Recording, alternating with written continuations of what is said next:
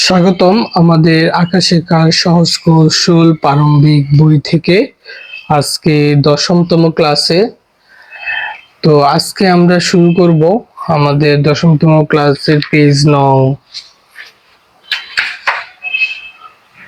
আমরা নবমতম দেখিয়েছি 21, আজকে আমরা দেখাবো 22। তো 22 নং পেজ, যাদের কাছে বইটি আছে তারা 22 নং পেজ রেডি করো। প্রারম্ভিক একদম শিশু থেকে প্লে থেকে যারা আছো তাদের জন্য বইটা খুবই গুরুত্বপূর্ণ এবং সহজে আঁকা শেখার প্রতি অনেক বেশি নিজেরা এক্সপার্ট হয়ে যাবে যদি নিয়মিত এই বইটাকে ফলো করো এবং আমাদের এই ক্লাসগুলো দেখো। আর কিছুই তোমাদের প্রয়োজন নেই এবং আস্তে আস্তে অনেক বেশি সুন্দর সুন্দর ছবি আঁকবে তোমরা নিজেরা। তাহলে শুরু করছি আঁকা শেখার সহজ কৌশল থেকে। আজকে আমরা শিখব ঘর এবং গাছ, এই দুইটা খুবই গুরুত্বপূর্ণ জিনিস। তো এইখানে লক্ষ্য করো যে কি দেওয়া আছে, বিন্দুগুলো দাগ টেনে যুক্ত করে ঘর ও গাছ এঁকে রং করে দেখাও। তো আজকে আমরা সেটাই দেখাবো। এইখানে আমরা পূর্বে ক্লাসে ত্রিভুজ সম্পর্কে এবং স্কয়ার সম্পর্কে মানে চতুর্ভুজ সম্পর্কে আমরা জেনেছি এবং এগুলো শিখেছি এবং এগুলো দিয়েই আজকে আমরা ঘর আঁকা শিখবো, গাছ আঁকা শিখবো। তাহলে তার আগে আমরা চাইলে আগে বইটাকে ফলো করতে পারি, বইটাকে ফলো করি। তো এইখানে আমরা একটা শেপ সম্পর্কে আইডিয়া হয়ে যাবে। এখানে দেখো অর্ধেক ঘর মোটামুটি এঁকে দেখানো হয়েছে আর বাকি অর্ধেক বিন্দু দেওয়া আছে, সেগুলো শুধু যোগ করা। তো গাছটাও একই রকম, অর্ধেক আঁকা আছে অর্ধেক বাকি আছে, আমরা সেগুলাকে জাস্ট যুক্ত করব এবং এই যুক্ত করাটাই আমাদেরকে আঁকা শেখা, মানে আমরা শিখে যাচ্ছি এবং একটা গাছ একটা ঘর সম্পর্কে আমরা জেনে যাচ্ছি। তাহলে চলো শুরু করি। আমরা এগুলো বিন্দু থেকে মিলাবো, আস্তে আস্তে এভাবে মিলাবো এবং প্রতিটা বিন্দু যেন একই সমান হয় এটা মাথায় রাখতে হবে তোমাদের।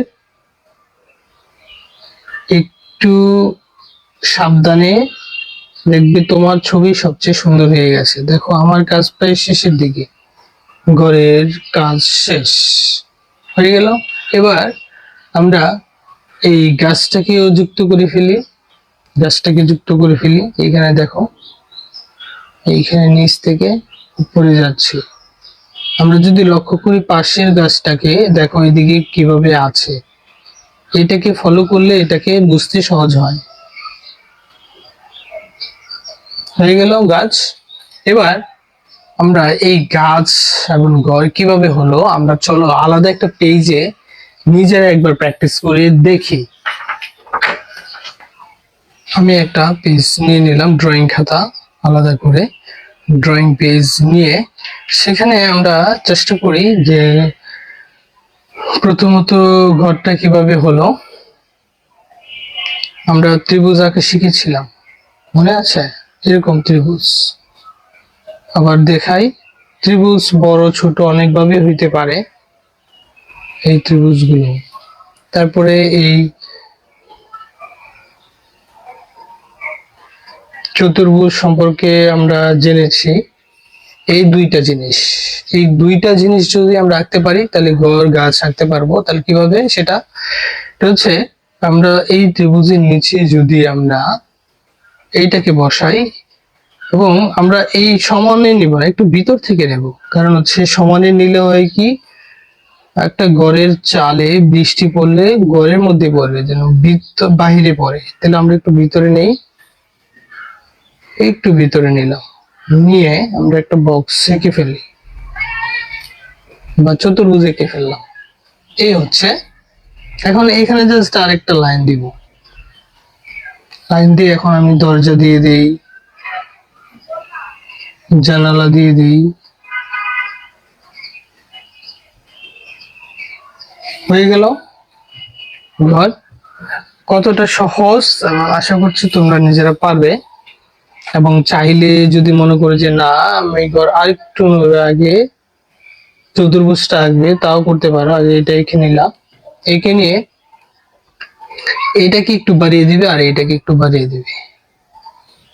দেখো এটাকে লক্ষ্য করো, জাস্ট মাঝখানে একটা ডট দিবে, ডট দিয়ে জাস্ট এইগুলোকে যোগ করে দিবে বা মিলিয়ে দিবে, হয়ে গেল। এবার এইখানে আমরা একটা লাইন দিলাম। কতটা সহজে আমরা গড়ে এঁকে নিলাম। এবার আমরা গাছটাকে দেখাই, চলো। গাছটা খুবই সহজ। আমরা যেটা বলছিলাম, এই ত্রিভুজ আমরা আঁকবো। ত্রিভুজটাকে হালকা করে ড্রয়িং করে নিতে পারো। তারপরে আমরা এখানে গাছটাকে আঁকবো, দুইটা লাইন দেব এভাবে, দুইটা লাইন দিয়ে আমরা বাঁকা করে গাছের যে শিকড় হয়। এখন এইখান থেকে আমরা এভাবে এভাবে গোল করেও চাইলে নিতে পারি, এভাবে গোল করে নিতে পারি। হয়ে গেল। এইবার এইখানে আর এইখানে এটা বাড়িয়ে দিলাম। জাস্ট আমরা যদি দেখি গাছটাকে, দেখো আমরা এটার কথা বলছি, এইভাবেও করতে পারো। এই শেপটাকে লক্ষ্য করো কিভাবে করা হয়েছে। তো আমরা আবার আরেকবার ট্রাই করি।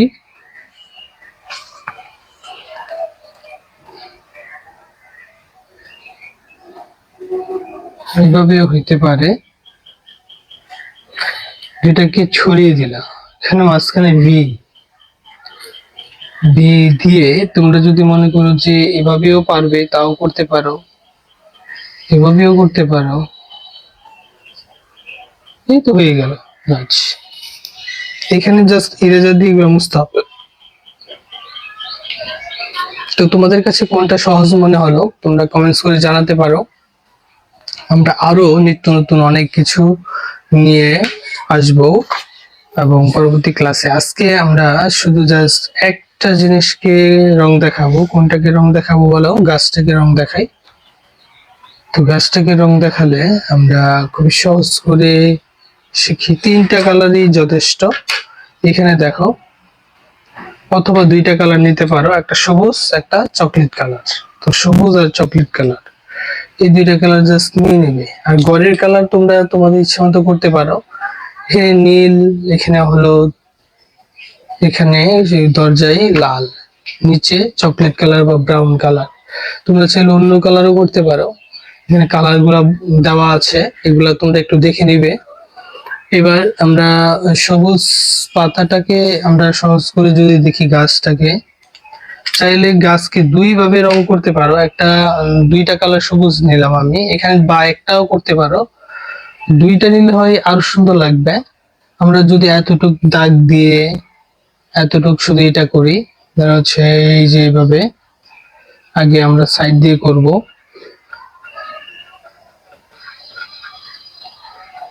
আমরা আগে সাইড দিয়ে করব। তো তোমাদের কাছে এই বইটা খুবই গুরুত্বপূর্ণ, এবং যারা এখনো এই বইটাকে সংগ্রহ করো নাই, সংগ্রহ করে নিতে পারো আমাদের ইউটিউবে। আর বইটা সংগ্রহের জন্য নাম্বার দেওয়া আছে, চাইলে এই নাম্বারে যোগাযোগ করে বইটা সংগ্রহ করে নিতে পারেন। বিশেষ করে গার্জিয়ানদের জন্য এটা খুবই গুরুত্বপূর্ণ। যদি মনে করেন যে আপনার শিশুকে অনেক বেশি সৃজনশীল মেধায় অগ্রগতি দেখতে চান, তাহলে এই বইটার গুরুত্ব অনেক। তো এই হচ্ছে আমরা এতটুকু সবুজ কালার করে নিলাম। দেখো এতটুকু সবুজ করে ফেললাম। আমি কিন্তু শুরুতে সাইড দিয়ে করলাম, তারপর মাঝখানে, তারপর বাকি অংশটুকু কি করব, আমরা হালকা সবুজটা করে ফেলি। হালকা সবুজ, অবশ্যই শুধু এই কালারটা দিলেও হবে। আমি হালকা সবুজ, দুইটা সবুজ দিয়ে করতেছি, উপরে যেন নতুন পাতা থাকে, গাছের নতুন পাতা জন্মাচ্ছে।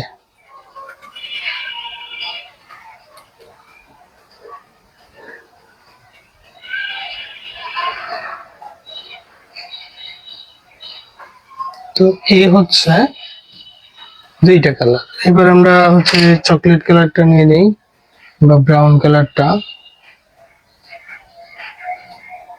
শুরুতে সাইড দিয়ে আস্তে আস্তে করবে।